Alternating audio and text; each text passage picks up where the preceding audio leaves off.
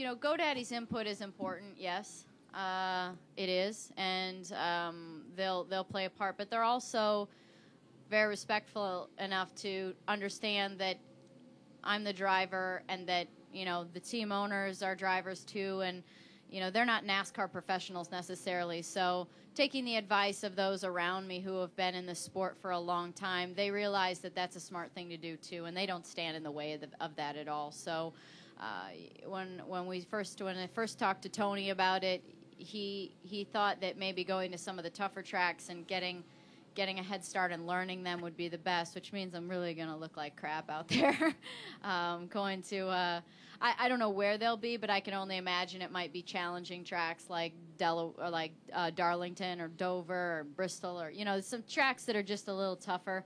But you know, we haven't come up with the schedule yet because the schedule's not out yet. So once the schedule comes out, we'll look at it, and usually these things kind of come together pretty quickly once you can see it on paper and see what's possible. Obviously, the Nationwide Series is the focus, so sometimes when there's a conflicting weekend of locations, I'm going to, you know, obviously be in the Nationwide Series, and I'm not going to put my hand up for going to a tough track and flying in an airplane back and forth. First off, I don't own an airplane, so that's expensive, and it's a lot of work, and I'm going to be getting familiar with many tracks in Nationwide anyway, so I don't think that's going to be what I want to do. So I think it will become obvious once the schedule comes out. Jenna? Jennifer, AP, sort of an IndyCar question. What are your thoughts on going to Japan next week? Did you have any concerns with what's going on with the nuclear reactor or anything like that? You're actually the first person that's asked me that. I don't think it's not great. I mean, I don't want to make anyone mad, but heck yeah, I'm concerned. I mean, MotoGP's made a big fuss about going there, and obviously their race got delayed, and it is still after ours next weekend.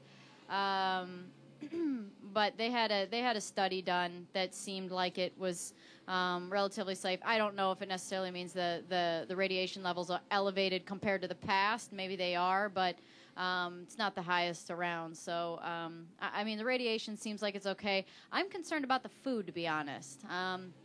There's a lot. They say don't eat beef, which probably means don't eat vegetables and fruit. I read something about, 9 times the radiation in mushrooms so far out of the Fukushima and that area.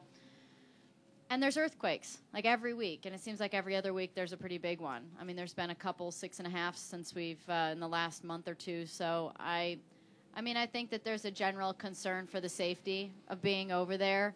I'm told that IndyCar has an emergency plan if something happens and we need to all get out, which is terrible to think about. I guess it's just